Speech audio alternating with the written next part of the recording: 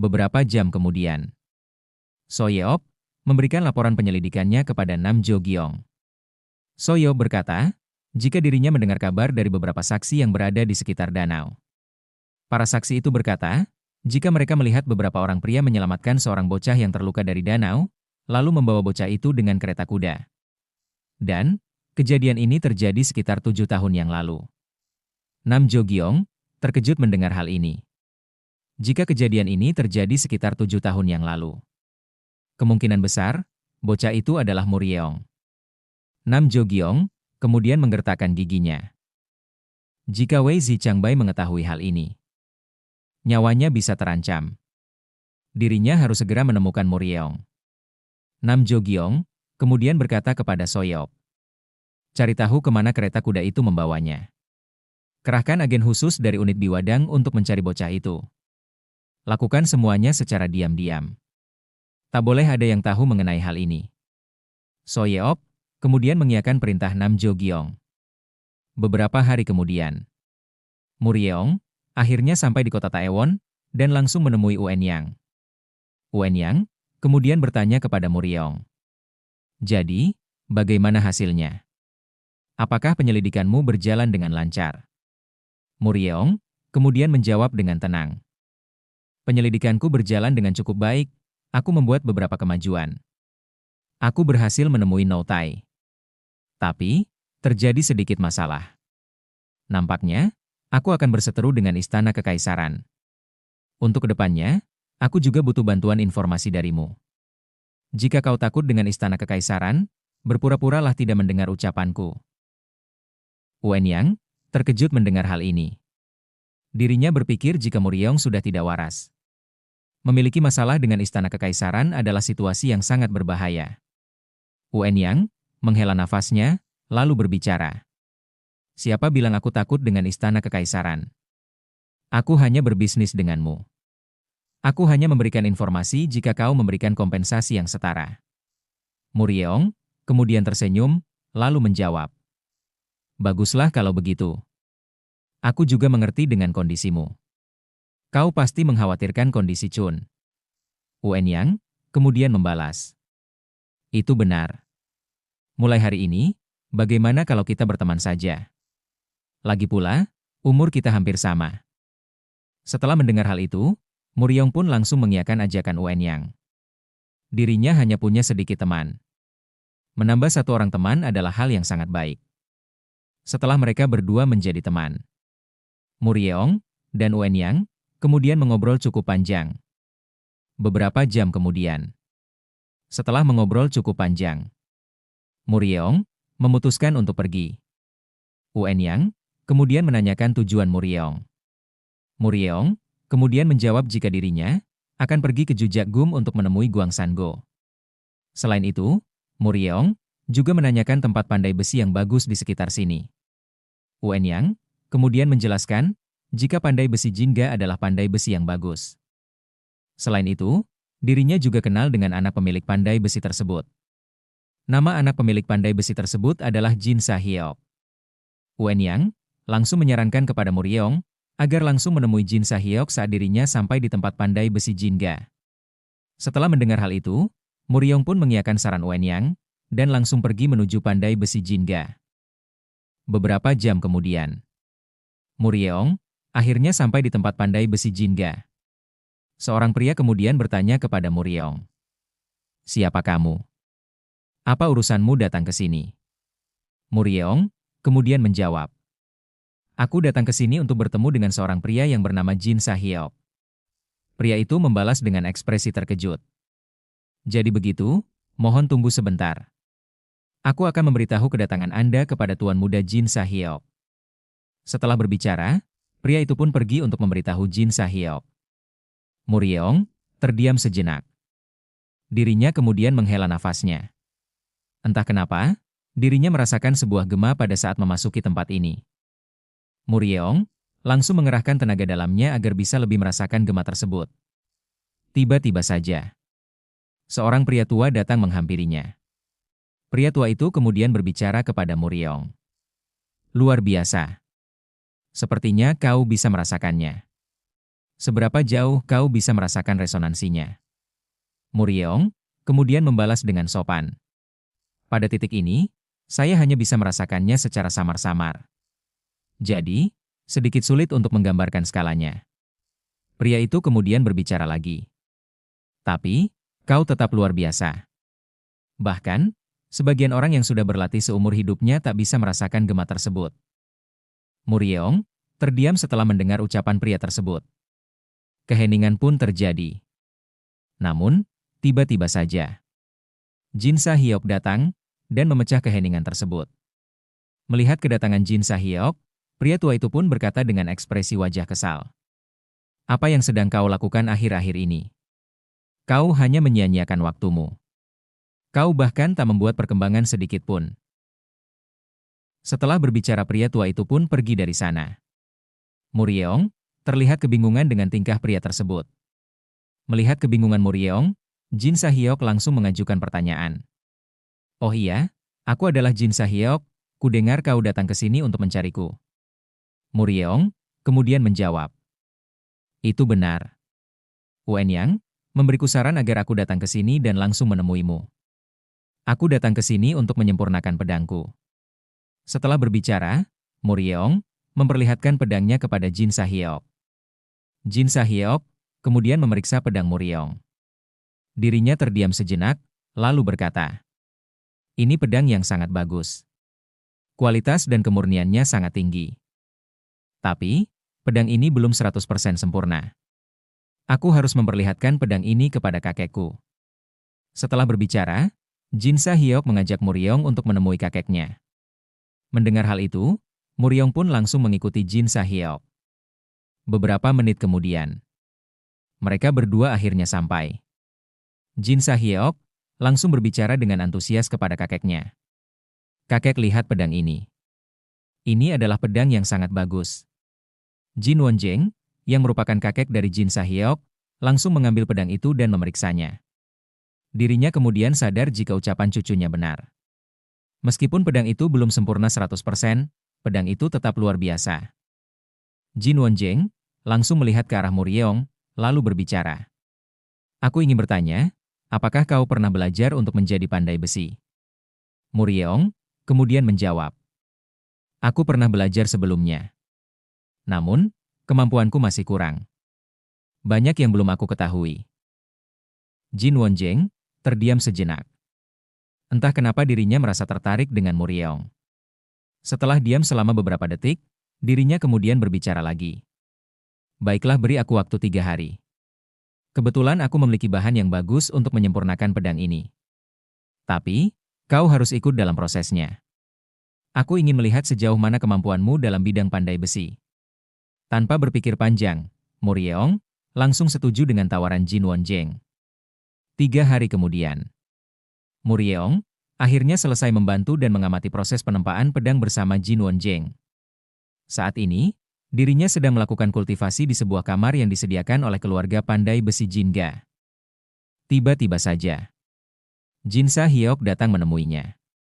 Jin Sah-hyok kemudian berkata, jika para tetua keluarga ingin bertemu dengannya. Tanpa berpikir panjang, Muryeong pun langsung mengiyakan. Dirinya kemudian pergi ke ruangan para tetua bersama dengan Jin Sah-hyok. Sesampainya di sana, kepala keluarga saat ini yang bernama Jin Guanhu berbicara kepada dirinya. Kami memanggilmu ke sini karena kami ingin menunjukkan sesuatu kepadamu. Namun, jika kamu mendapatkan sebuah wawasan, kamu harus membagikannya kepada kami. Muryeong terdiam sejenak, lalu mengajukan sebuah pertanyaan. Memangnya, apa yang ingin kalian tunjukkan padaku? Seorang pria tua yang bernama Jin Myuenhua kemudian menjawab. Itu adalah lukisan dari leluhur kami. Alasan kami menunjukkannya kepadamu adalah karena pemahaman dan konsentrasimu.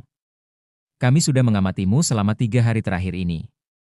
Muryeong berpikir sejenak. Tak ada ruginya menerima tawaran mereka. Lagi pula, hal ini tak membahayakan nyawanya. Setelah berpikir selama beberapa detik, Muryeong pun mengiyakan tawaran mereka. Mendengar hal ini, mereka pun langsung memandu Muryeong ke sebuah ruangan yang tertutup dengan pintu besi. Saat pintu besi itu dibuka, terlihat sebuah lukisan yang sangat besar. Jin Myuenhua kemudian berbicara kepada Muryeong. Nenek moyang kami melukis lukisan ini ratusan tahun yang lalu. Kudengar, nenek moyang kami melukisnya tanpa henti sama sekali. Aku akan menunggu di luar. Keluarlah jika kau sudah selesai mengamatinya. Setelah berbicara, Jin Myuenhua pun pergi keluar. Muryeong kemudian memperhatikan lukisan itu dengan seksama. Awalnya, tidak ada yang aneh dengan lukisan tersebut. Namun, ketika dirinya terus mengamatinya, ada bayangan seorang pria yang langsung menyerang ke arahnya. Muryeong kaget melihat hal ini. Dirinya kemudian menghela nafasnya, lalu kembali memperhatikan lukisan itu dengan seksama. Kali ini, bayangan itu seolah-olah sedang menari. Muryeong kemudian mencoba mengikuti gerakan bayangan tersebut. Lambat laun, gerakan bayangan itu semakin cepat. Dan pada akhirnya bayangan itu kembali menyerangnya. Muryeong kembali memfokuskan penglihatannya. Namun, kali ini bayangan tersebut seolah-olah menghilang. Muryeong merasa bingung setelah melihat hal ini. Dirinya bertanya-tanya, apakah bayangan yang dilihatnya tadi hanya sekedar ilusi atau bukan? Dirasa tak menemukan hal yang lain. Muryeong pun keluar dari sana, lalu menemui Jin Myuenhua. Jin Myuenhua langsung bertanya kepada Muryeong, apa kau menemukan sesuatu yang aneh pada lukisan itu? Muryeong kemudian menjawab, aku melihat sesuatu, tapi aku tak mengingatnya dengan jelas. Intinya, aku melihat bayangan seorang pria yang langsung menyerangku. Setelah itu bayangan pria itu pun terlihat menari-nari. Jin Myuenhua seketika terdiam setelah mendengar jawaban Muryeong. Dirinya dan semua tetua yang ada di keluarga Jin tak bisa melihat hal ini. Hal ini berarti, Muryeong adalah orang yang sangat luar biasa. Setelah berpikir, Jin Myuenhua berbicara kepada Jin Sahyok. Bukankah kau ingin keluar dari sini dan melihat dunia luar? Aku akan mengizinkanmu, asalkan kau memenuhi satu permintaanku. Jin Sahyok kemudian menjawab dengan ekspresi terkejut. Tentu saja, katakan saja apa permintaanmu. Jin Myuenhua kemudian membalas sambil melihat ke arah Muryeong. Selama 3 tahun ke depan, kau harus mengikuti orang itu kemanapun dia pergi. Itulah permintaanku. Jin Sahyok langsung menyetujui permintaan Jin Myuenhua. Sementara itu, Muryeong merasa tidak keberatan sama sekali. Dirinya tidak punya banyak teman. Menambah satu teman lagi adalah hal yang baik untuknya. Lagi pula, Jin Sahyok bukanlah orang yang jahat. Keesokan harinya, Muryeong dan Jin Sahyok memulai perjalanannya. Jin Sahyok bertanya kepada Muryeong, ngomong-ngomong, kemana tujuanmu? Muryeong kemudian menjawab, kita akan pergi ke aliansi bela diri. Tepatnya, kita akan pergi ke Jujakgum dan menemui seorang pria yang bernama Guangson Go. Jin Sahyok kembali bertanya, kenapa kau ingin pergi ke sana?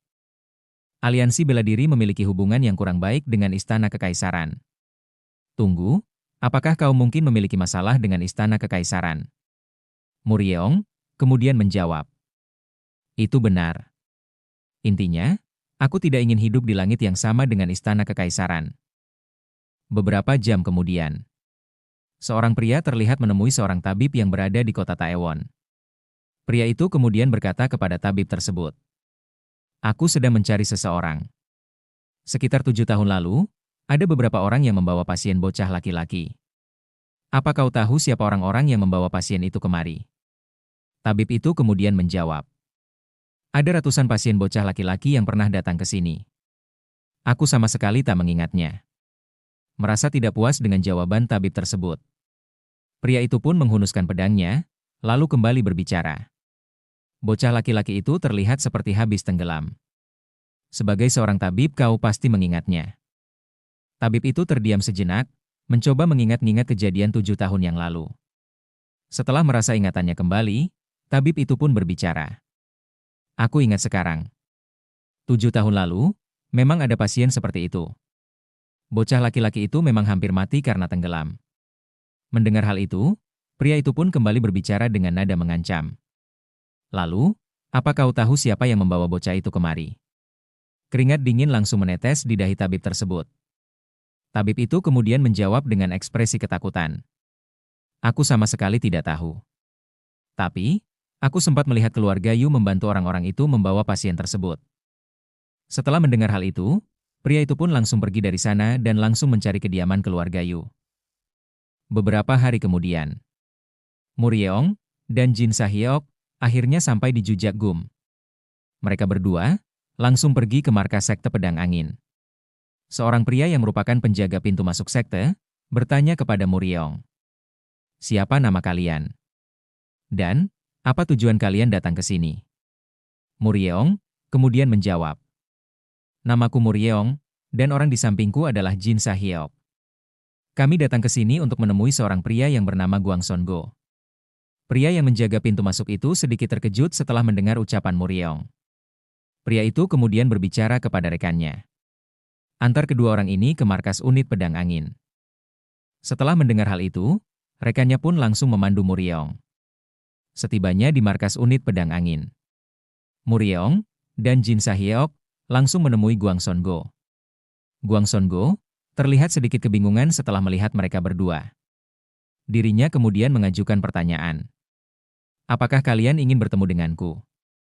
Tapi, aku sama sekali tidak mengenal kalian berdua." Muryeong kemudian menjawab, "Itu sudah lama sekali. Tapi, aku pernah menjual dendeng daging kepadamu dengan harga 1 ons perak." Mendengar hal itu, Guangson Go pun terkejut. Dirinya langsung mengingat Muryeong. Guangson Go kemudian tertawa lalu berbicara. "Akhirnya kau datang ke sini. Aku ucapkan selamat datang. Tapi, siapa orang yang ada di sebelahmu?" Muryeong kemudian menjawab, "Dia temanku. Namanya Jin Sahyok." Setelah Muryeong memperkenalkan dirinya, Jin Sahyok pun bertanya kepada Muryeong, "Ngomong-ngomong, berapa banyak dendeng yang kau jual dengan harga 1 ons perak?" Muryeong kemudian menjawab, "Kurang lebih seukuran telapak tanganmu." Jin Sahyok terkejut mendengar hal itu. Pasalnya, dendeng yang dijual Muryeong harganya terlalu mahal. Melihat keterkejutan di wajah Jin Sahyok, Guangson Go pun berbicara. "Saat itu aku sedang merasa sangat lapar. Jika kau yang ada di posisiku, kau mungkin akan membayarnya dengan harga 3 ons perak." Jin Sahyok seketika terdiam sambil berusaha menahan tawa. Jawaban Guangson Go terdengar tidak masuk akal.